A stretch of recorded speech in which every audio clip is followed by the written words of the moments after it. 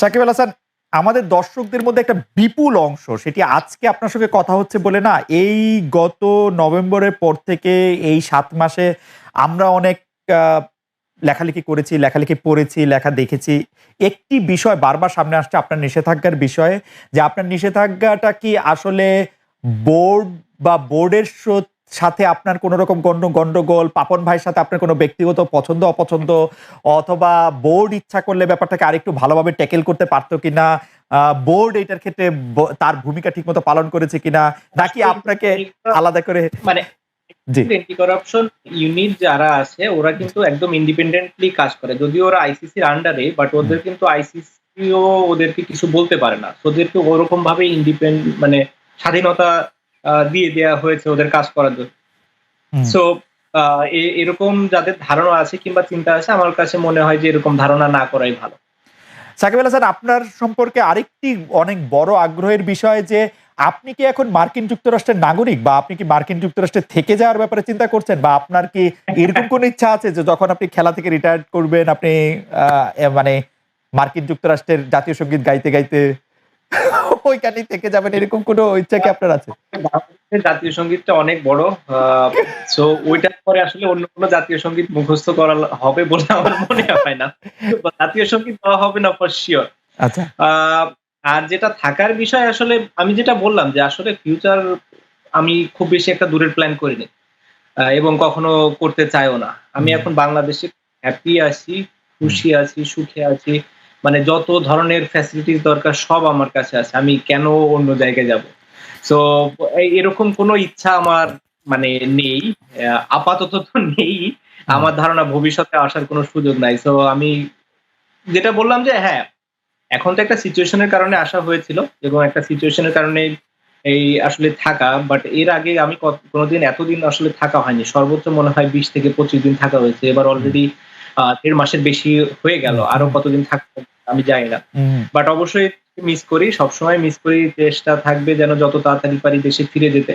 যদি সিচুয়েশন এরকমই চলতে থাকে, চেষ্টা থাকবে যে আমার ফাউন্ডেশনের মাধ্যমে আরো বেশি মানুষকে কিভাবে সাহায্য করা যায়। আমি নিজে থেকে যদি করতে পারি আমার হুম। কাছে আরো ভালো লাগবে। আর যদি এরকম সিচুয়েশন চেঞ্জ না হয়, যেতে না পারি, আপাতত নেক্সট কিছুদিনের ভেতরে চেষ্টা থাকবে যে এখান থেকেই যতটুকু সম্ভব দেশের জন্য কাজ করা। আমি যদি একদম স্পেসিফিকলি বলি, কারণ আমি সাংবাদিকতায় থাকার কারণে এবং বাংলাদেশে যারা আসলে নিউজ মেকার তাদেরকে খুব ভালো করে খেয়াল করার কারণে আমি মোটামুটিভাবে বলতে পারি যে ২০০৬ সালের পর থেকে আপনার নেম এবং ফেম এবং স্টারডম সেটার গ্রাফটা শুধু আকাশের দিকেই উঠেছে। তো এই যে স্টারডম, আলহামদুলিল্লাহ। এই স্টারডম এই ১২ বছর ধরে সেই স্টারডমটা আ মানে খুব ক্লিশে প্রশ্ন হয় যদিও, তারপরে সেই স্টারডমটা আপনি কিরকম এনজয় করেছেন সেটি একটি আমি প্রশ্ন করতে চাই।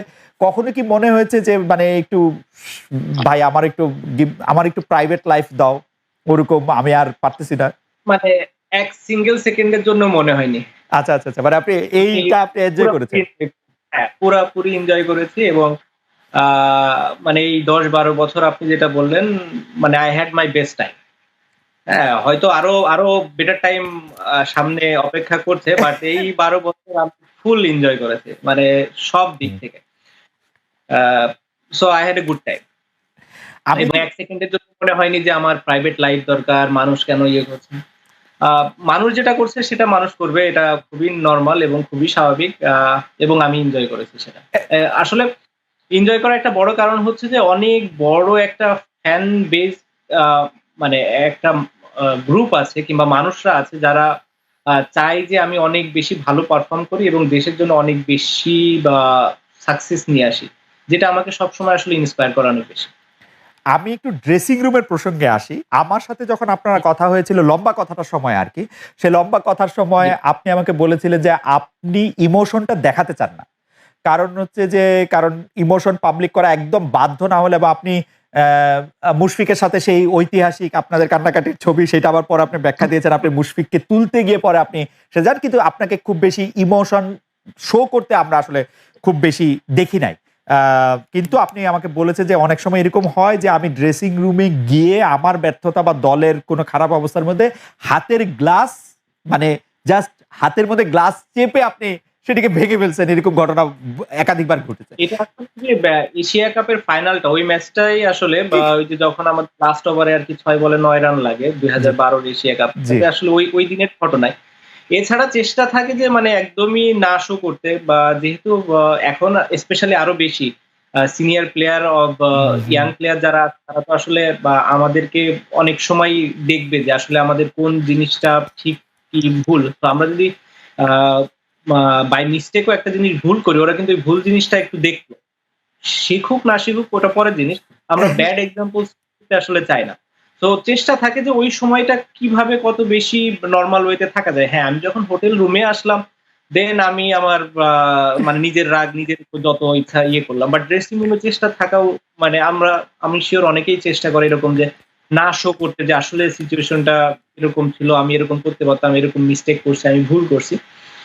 অনেক সময় অনেকের রাগটা আসলে কন্ট্রোল করা সম্ভব হয় না। সেটা আসলে অন্য অন্য অন্য একটা ব্যাপার। বাট আমি চেষ্টা করি সবসময় যে কিভাবে ড্রেসিং রুমের এনভায়রনমেন্ট আসলে কাম রাখা উচিত কিংবা সম্ভব। এটা আমার সবসময় একটা মানে ব্যাক অফ মাই মাইন্ড এ সবসময় চিন্তা থাকে। সেটা আমি ধরেন ব্যাটিং এর পরে হোক কিংবা আমি কোনো সময় ড্রেসিং রুমে আছি, আমাদের ড্রিংকস ব্রেক, হুম, লাঞ্চ ব্রেক, যেকোনো ব্রেকে যখন ইয়ে হয়, আমি চেষ্টা করি যে ড্রেসিং রুমের সিচুয়েশন যত বেশি কাম রাখা যায়। মাঝে, মাঝে অবশ্যই আমিও পারি না কন্ট্রোলে রাখতে। হুম, তখন হুম। হয়তো অনেক কিছু বলে ফেলি কিংবা অনেক কিছু করে ফেলি। বাট চেষ্টা করি আসলে ওই জায়গাটাতে কাম রাখার জন্য। কারণ ওই জায়গাটাই একটা জায়গা আছে যেখানে যদি আমরা কাম থাকি আমাদের বেটার ডিসিশন নিতে সুবিধা হয়। ফার্স্ট অফ অল আমাকে আপনাদের সামনে মেনেই নিতে হচ্ছে যেটা ফ্যাক্ট যে যেই দলটা বিশ্বকাপের কোয়ার্টার ফাইনাল খেলেছে 2015 সালে, হুম, যেই দলটা চ্যাম্পিয়ন্স ট্রফি সেমিফাইনাল খেলেছে 17-তে, যে দলটা একদিনের ম্যাচে মানব টপ টিম ছিল, সেই টিমটা এই মুহূর্তে ভালো করছে না। উম, গোড়া থেকে যদি বলি, আম, প্রথমেই আমাদের যে কিছু নিউক্লিয়াস ছিল, হুম, হুম, তামিম ছিল, সাকিব ছিল, মুশফিক ছিল, মাহমুদুল্লাহ ছিল, মুস্তাফিজ তখন নতুন নতুন এসছে। আহ, সবাই একসাথে ধরেন ফায়ার করতো, তাদের এক্সপিরিয়েন্স হয়ে গেছিল অনেক। এই রিপ্লেসমেন্টটার জন্য আপনার দরকার ছিল গোড়ায় যেটা, সেটা হচ্ছে যে লিস্ট এ ক্রিকেটের কম্পিটিটিভনেসটা বাড়ানো, বা লিস্ট এ ক্রিকেট যেটা হয় 50 ওভারে, সেখানে আমরা কি করছি, সেখানে খেলে আমাদের Dhaka premier league only. Dhaka hmm, premier লিগের যে খেলাগুলো হয় বা ঢাকা প্রিমিয়ার লিগের খেলা যেই উইকেটে হয় বা যেই সময় হয়, এটা কখনোই একটা একটা রেডিমেড কিছু ওয়ার্ল্ড ক্লাস ক্রিকেট আপনাকে প্রডিউস করে দেবে না। হুম, এখানে এখানে না আছে কোনো ওই লেভেলের প্রতিযোগিতা, না আছে এখানে দুটো তিনটা টিম তারা সবসময় চ্যাম্পিয়ন হওয়ার জন্য টিম করে। তারা প্লেয়ার প্রডিউস করে না, তারা রেডিমেড প্লেয়ার নিয়ে দিয়ে তারা খেলায়। তো এখানে প্লেয়ার প্রডিউসের কোনো ব্যবস্থাও নেই, এখানে ওই প্রতিযোগিতামূলক ব্যবস্থাটাও ছিল না। যার জন্য আমাদের কাছে মনে হয় যে দেখবেন টি-20 আমরা ভালো খেললে ওই দলটার 80% ক্রিকেটাররা আবার খেলে 50-50 ক্রিকেট, এবং তারা খেলছে টি-20 ক্রিকেটের মতন 50-50 ক্রিকেট। হ্যাঁ, এই যে অ্যাডজাস্টমেন্টটা কিন্তু এটা ইন্ডিভিজুয়াল ক্রিকেটারকে আনতে হবে, বা আমাদের নাম্বার অফ এই যে 3 ফরম্যাটের 3 ধরনের 3টা টিমের যে আপনার 80% প্লেয়ার এক্সচেঞ্জ করার যে একটা অ্যাবিলিটি থাকা, সেটা আমাদের নেই। হুম, ব্যাটিংটা খুব কঠিন একটা কাজ। হুম, ব্যাটিংটা আপনি জানেন যে ব্যাটিংটা ভেরি ওপেন স্কিল। এখানে ভালো করতে হলে আপনাকে মাইন্ডসেট চেঞ্জ করতে হয়। কিছু প্লেয়ার যেমন কুমার সাঙ্গাকারা বলেন, মাহেলা জয়াবর্ধনে বলেন, বিরাট কোহলি বলেন, কিছু প্লেয়ার বাদ দিলে কিন্তু এই অ্যাডজাস্টমেন্টটা খুব কঠিন। হুম, সো আমার কাছে মনে হয় যে আমাদের দুটো জিনিস আমাদের উন্নতি করতে হবে। আমরা কিন্তু হেরেই চলেছি। গতকালকেও আমরা জিতেছি ওয়েস্ট ইন্ডিজের সাথে।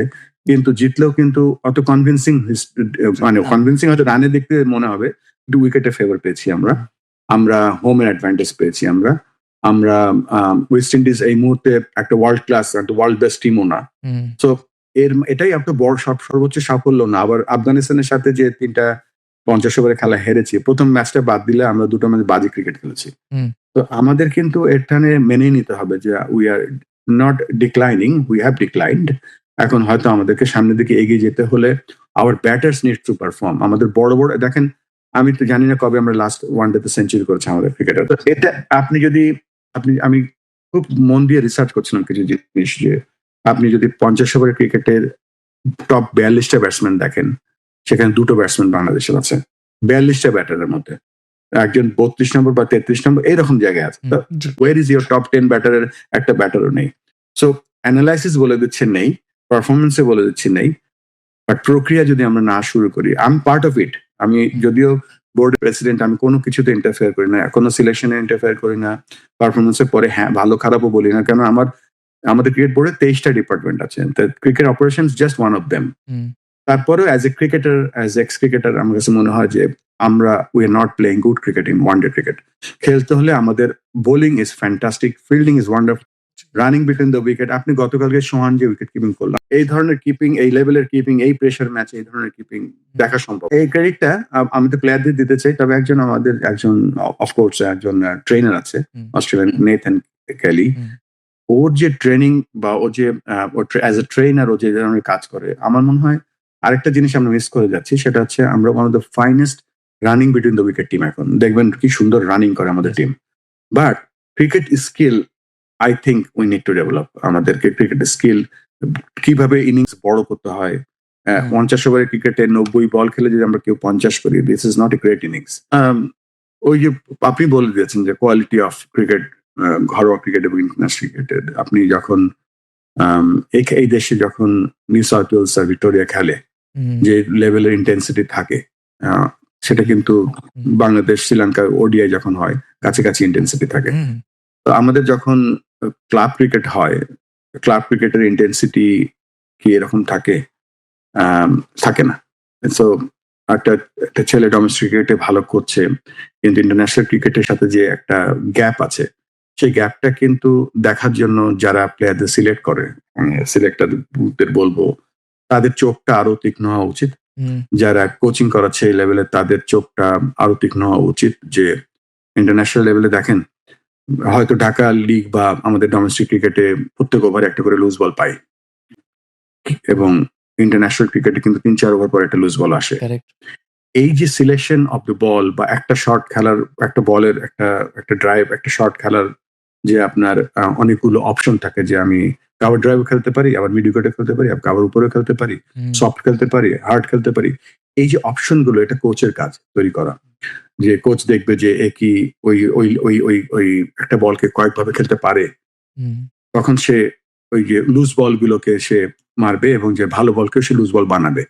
তো এই যে ক্যালিভারটা তৈরি করা কোচদের কাজটা, আমি জানি না কোন পর্যায়ে আছে, আমি ওখানে কোনো ওই দেখতেও যাইনি কখনো। মাঝে মাঝে মনে হয় যে আমি ড্রেসিং রুমে গিয়ে কথা বলি প্লেয়ারদের সাথে, কিন্তু ওটা আমার লাইনের বাইরে।